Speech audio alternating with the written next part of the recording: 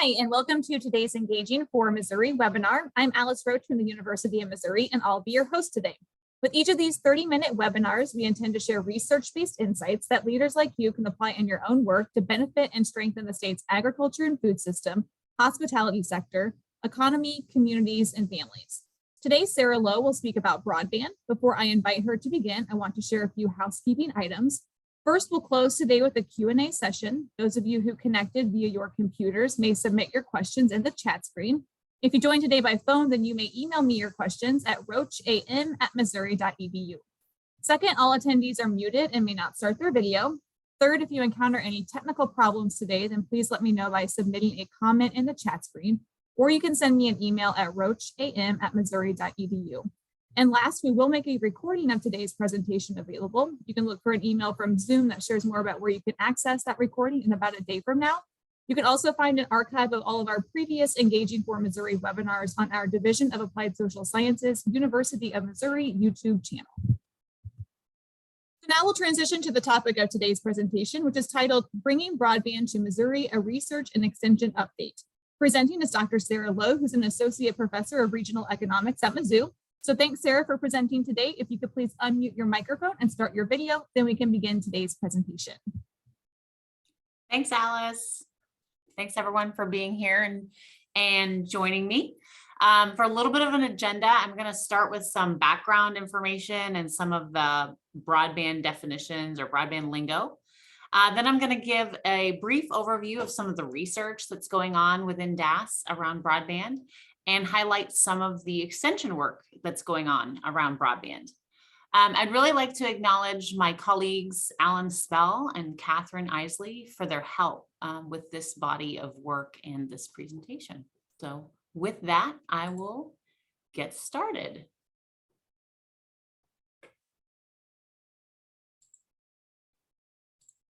All right, great. All right, so in Missouri, about 1 in 3 households do not have what I consider to be good broadband. Okay, 1 in 3 households don't have what we call fixed wire type broadband. So let me dive in a little bit on the technology before we discuss this slide more. Fixed wire type broadband is the best broadband.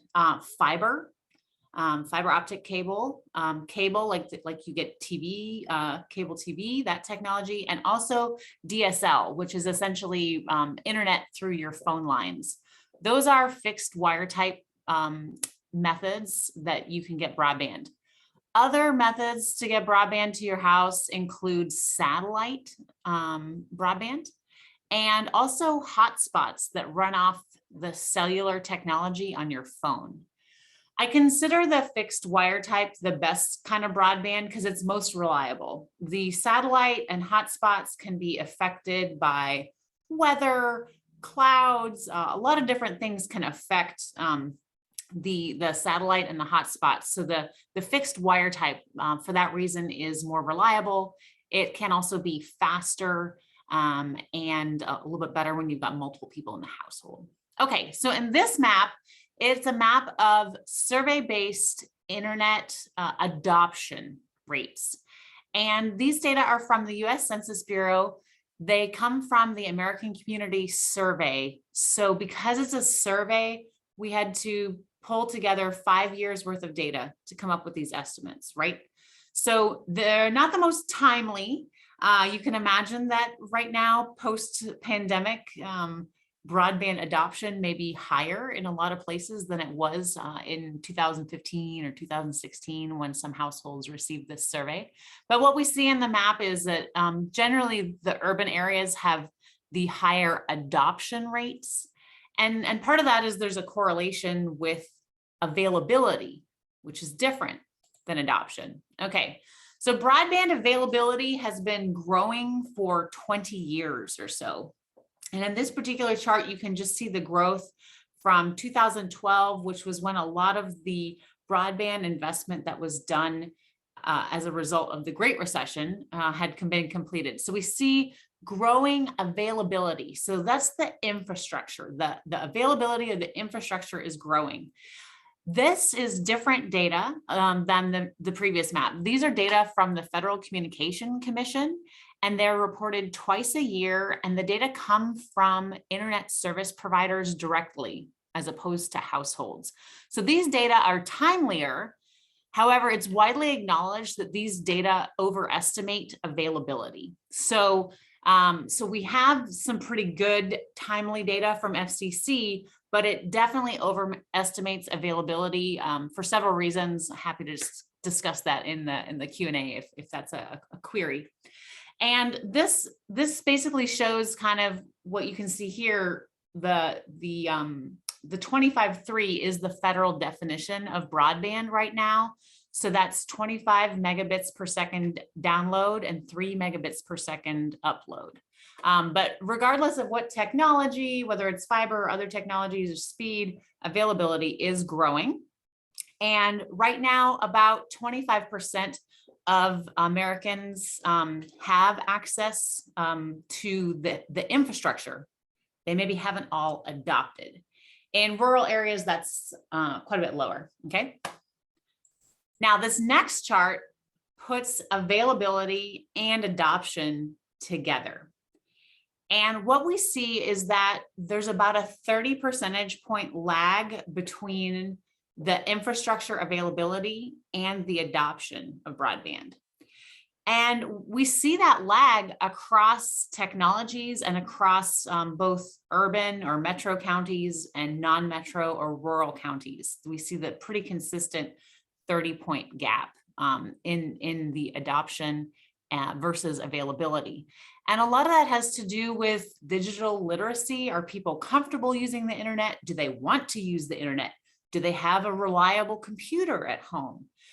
So that's some of the reasons we see this gap. The gap is really important because the economic benefits, the social benefits of broadband infrastructure will only be realized when people adopt that technology. So if we bring fiber to a small town, but nobody wants to use it, there's not going to be any economic benefits. There's not going to be any social benefits to that broadband. We need to go one step further and get people to adopt the technology, use the broadband so that they can enhance their quality of life or enhance their maybe entrepreneurial opportunities or educational opportunities. So what's kind of driving or what's kind of behind this 30 percentage point gap? Who doesn't want broadband, right? Household income is highly correlated with this availability versus adoption gap. And I say correlated, it's not necessarily causal. I think there's a lot of cultural things, education level, but the income is highly correlated. So this chart has a lot of information on it, but let me kind of distill it down. Starting here, we have the most rural geographies, and down here we have the most urban geographies, so the metropolitan areas. And the colors, the blue, orange, and gray, kind of lump together households by income. And so the blue bars are essentially the households with the lowest income. Those are households earning $20,000 a year or less. The households in the gray bar, those households are earning $75,000 a year or more. And we see across the rural urban continuum, relatively few of those households don't have internet. So in rural areas, fewer than 15% of those higher income households don't have internet. In metro areas, it's between 5 and 10%. Okay. So we see that income is highly correlated with this adoption versus availability gap. And so that suggests that the cost of a broadband subscription, the cost of buying and maintaining a computer, the cost to connect to the internet is prohibitively expensive for some communities, for some households. So this is kind of a new policy thrust. And when I get done with the background information, we'll talk a little bit more about that in terms of a policy thrust. It wouldn't be a Cerlo presentation without some maps. These are, this is a map essentially of the Federal Communication Commission broadband data. And here we have Missouri by census tracts, and here are the US by counties. So you can kind of pick out where you're living in Missouri and kind of see what the Federal Communication Commission says is the average availability. And then the US map is really nice because we can kind of get a bigger picture view of where's a below average availability, which is the light green in the US. And we see in this US map that Missouri is very heterogeneous, right? We have got some dark areas that have higher availability, but we've also got a lot of areas in the state that had below the US average in terms of availability. So this next map is adoption, right? So we have to have the availability to be able to adopt this fixed wire type internet. And Missouri looks poorer on adoption, I think, than it did on the availability in the prior map. Okay, so the light tan areas are areas that have below average adoption rates, so fewer than 56% of households adopting the internet. Again, we kind of see some regional patterns in this map. The upper Midwest tends to have a little bit higher adoption. Missouri kind of follows the South a little bit more in terms of adoption. And this final map is adoption of any type. Okay, I've been talking a lot about fixed wire type broadband, but this would include, your satellite, HughesNet, or Starlink. This would also include households that say they have broadband, but they're maybe actually just using a hotspot from mom's phone.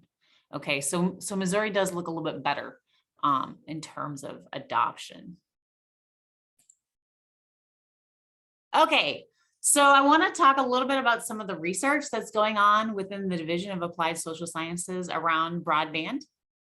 Alan Spell, who's a professor in DAS, has done a variety of economic impact studies for a few Missouri communities, and he's got another few in the works. So you can go to the Exceed website, and I'll have the URL at the end, and see the economic impact of increasing broadband in 3 Missouri communities. And that will give you an idea of what the economic impact of increasing broadband in your community could be.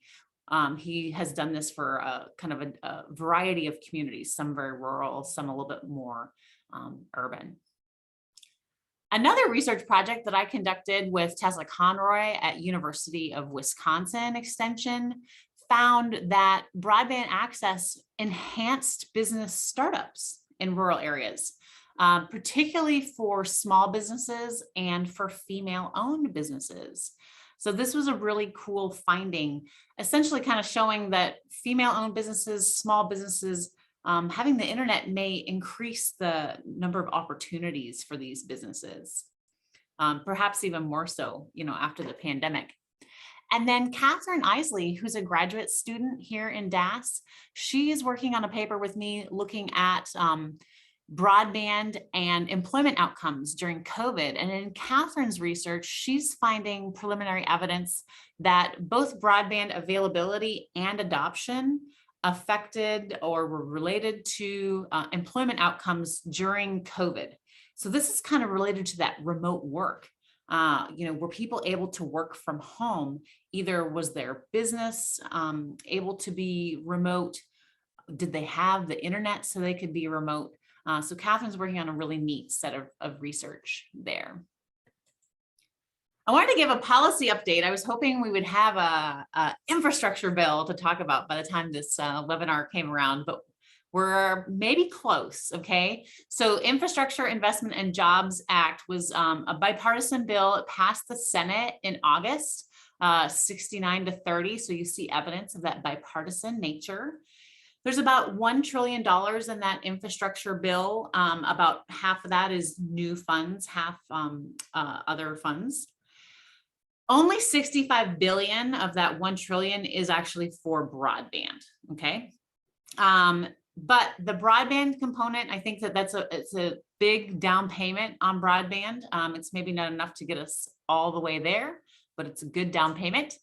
About 2/3 of that is going to go to states, okay? So Congress recognized that maybe local control is a good idea. Local people know what technology is best in their community. They know whether they want to be looking at municipal or cooperative or partnering with private sector providers.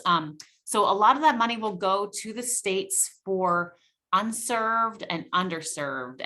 And these definitions vary a little bit, but more and more that 25.3 definition that I mentioned, the federal definition, tends to kind of be the unserved. And underserved is now ratcheting up to about 100 megabits per second in terms of download. And not very long ago at all, we would think of underserved as, maybe 10 megabits. And so, so the standards are changing, right? And I think we saw that with COVID, right? 25 megabits per second download is really pretty adequate to do anything. You could watch a movie, you can YouTube, you can watch me on a webinar. But what it's not adequate for is multiple people in a household doing that. So when the pandemic hit and husband and wife were both working from home and the kids started to do virtual, it didn't work. Okay. So in my household, we had 3 of us trying to Zoom at the same time, and that did not work. Okay. We did not have the infrastructure available for that. So the majority of the money is going to that in terms of the infrastructure. But on the adoption side, there's also for the first time going to be some really substantial money to help increase adoption, which will increase the economic benefits, right? So there's some money in there for subsidies for low income subscribers. And this was kind of piloted during the pandemic. It's called the emergency broadband benefit, and it was a $50 a month subsidy for low income broadband subscribers. And so in this bipartisan bill, it's in there at $30 a month, and it's kind of known as an affordable connectivity subsidy. So that will be an interesting experiment to see how well that works. Anecdotally, when I'm talking to internet service providers, they've been disappointed by how many new subscribers are subscribing because of the subsidy. So the subsidy is kind of tending to go to people who are already getting the internet. It's not inducing as many people to adopt the internet as the internet service providers and probably Congress had hoped. There's also $2 billion in there for USDA's broadband program, which is known as Reconnect. There's also money in there for tribal broadband. That's a big issue in tribal lands, digital literacy, digital equity, other items in that bill. So I've heard on chatter that, the House may even take up the infrastructure bill, vote on this infrastructure bill, and also the reconciliation bill later this week. All right, now kind of switching to, I wanted to highlight a few things that MU Extension is involved in terms of broadband. And this is a really neat grant that is led by Casey Canfield at Missouri S&T. And she is collaborating with researchers at Worcester Polytechnic, S&T, also MU Extension, myself, United Co-op and United Fiber up in Northwest Missouri, to basically do some really neat participatory research, some engineering research, and bring them together. And what they've done is they've brought internet to a small town in Northwest Missouri, to Turney. So we get some pictures here of Turney. And basically United has a lot of fiber up in Northwest Missouri, but Turney is kind of on the edge. The return on investment just wasn't there to bring fiber to Turney.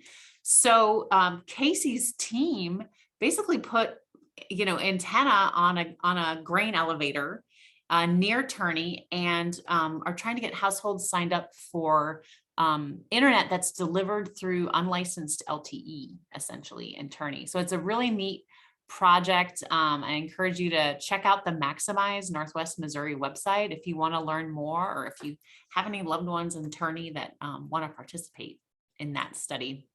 And my very small piece of this study is kind of looking at some of the evaluation. And one of the things we found on kind of a pre-survey, so we surveyed communities around Turney, we surveyed, and those are the control communities we surveyed in Turney. And one interesting thing we found there that relates to my theme of adoption, essentially, is that when people don't have internet, their willingness to pay is very high. They want internet, they need it. But when people have internet, then their willingness to pay is not quite as high. And so Casey has kind of confirmed that with some of the ISPs too. So that's kind of an interesting finding to come from this research. And of course, there'll be many more findings when the pilot is concludes in the spring. Another really neat thing that's going on within MU Extension is the digitally connected community guide. And this is a collaboration between scientists, lawyers, lots of different people across the UM system. Okay, so UMSL, UMKC, KC, and S&T, those of us here in Columbia have collaborated to put together this digitally connected community guide. And it provides some planning steps for communities in terms of planning for broadband, and particularly with this influx of federal money, and especially if there's going to be a lot of local control over that money. I think the communities that have plans are going to be probably first in line to get some of that money. So I encourage you to check out mobroadband.org, which is the Missouri Broadband Resource Rail, and check out the Digitally Connected Community Guide webpage. And you can contact your local county extension office too if you want details about doing a facilitated guide with someone from extension in your community. And just to wrap up, I wanted to have a slide kind of for more information. All the extension guides and all the research that I mentioned is available on MU Extension Exceeds Broadband Resources webpage. And so I've got that URL right here. It's a tiny URL, Exceed Broadband. And then I've also got a few other links for other resources. Missouri Small Business Development Center has courses on e-commerce, getting your business online. Exceed also has some information on, businesses getting online and how some of those trends have changed during the pandemic. So I encourage you to check out some of these resources, including the Missouri Broadband Resource Rail, to learn a little bit more about some of the different research and extension projects that are going on within Missouri. It's a very exciting time right now with lots of money being put towards broadband. Broadband is not considered a universal service, but I know a lot of people think it should be. In fact, I think Senator Blunt probably thinks everyone should be entitled to get broadband.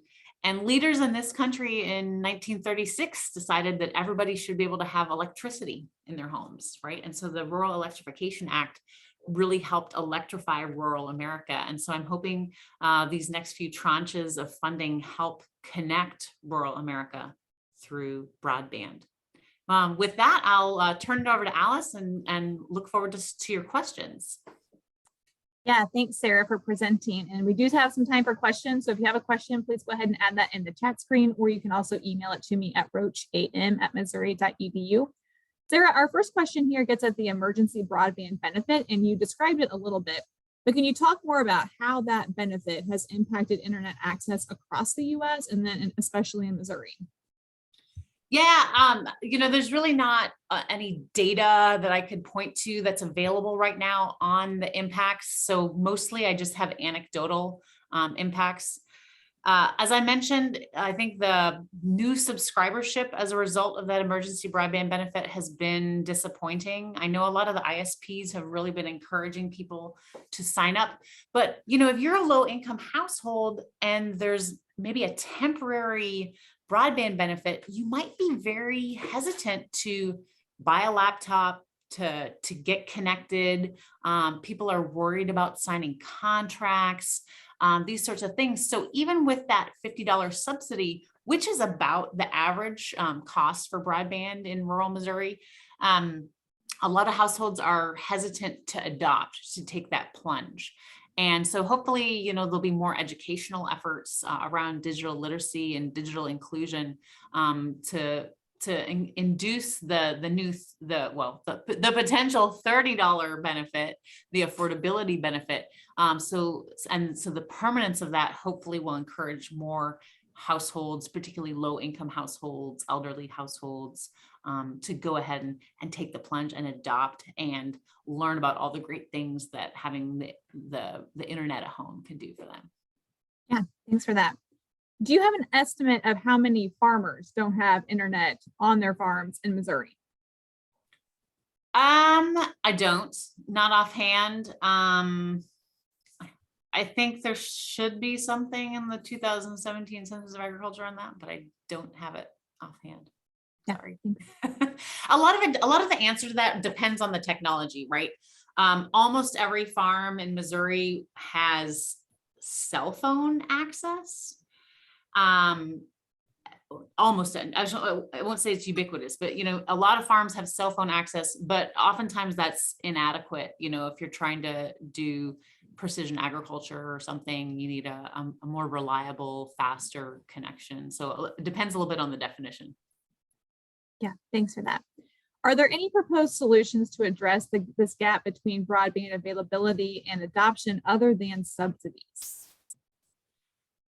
Okay, so the subsidies I think are a big part because we saw there was a strong correlation with income, but the other part of that gap is really this digital literacy, digital inclusion. So when you see efforts around those sorts of things in your community, try and support them. So could you, spend a Saturday helping people at the local library, teaching them how to use email, teaching them how to use a computer so that they would want their own computer so they could do this at home. There's also programs for people to donate laptops that they're no longer using. Then those laptops can be refurbished and given to lower income households or elderly households.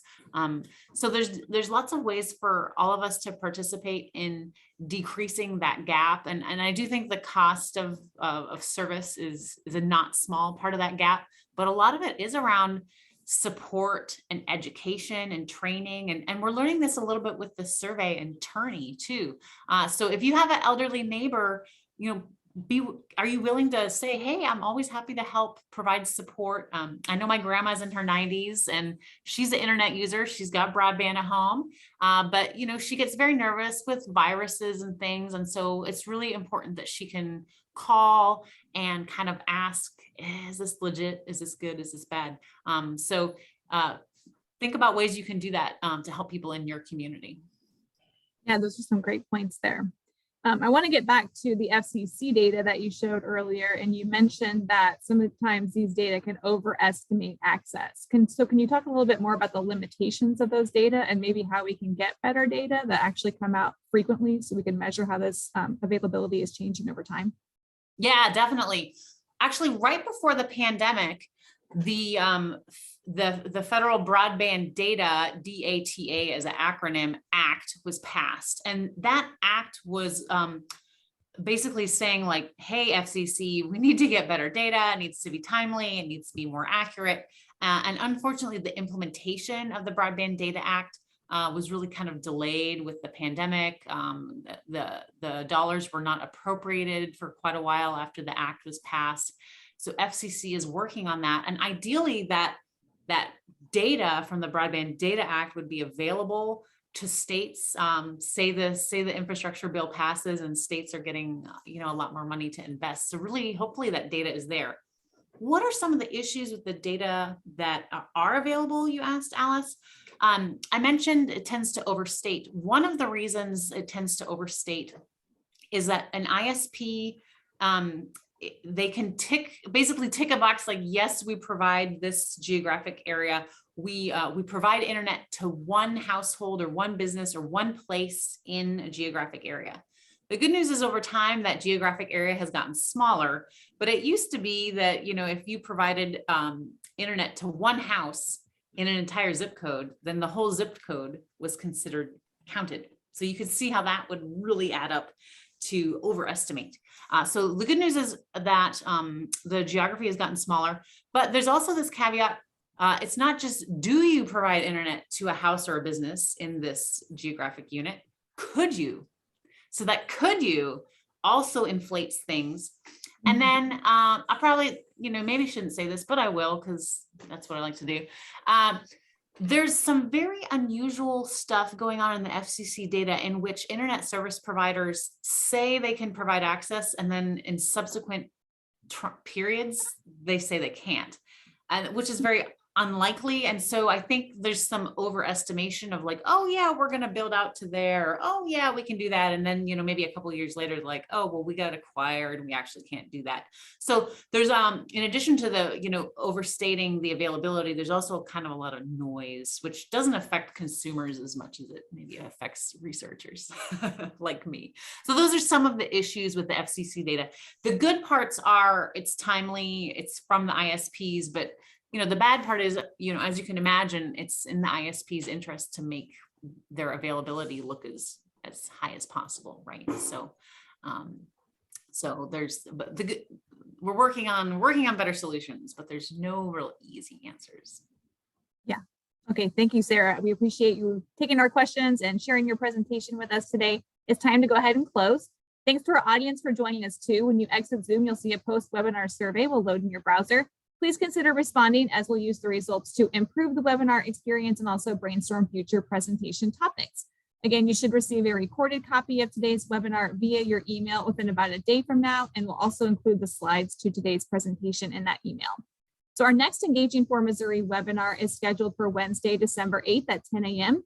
Personal Financial Planning Professor Dr. Ray Yao will share a presentation titled Personal Traits That Make More Sense. Again, thanks for joining us and have a great Wednesday. Thanks, Sarah.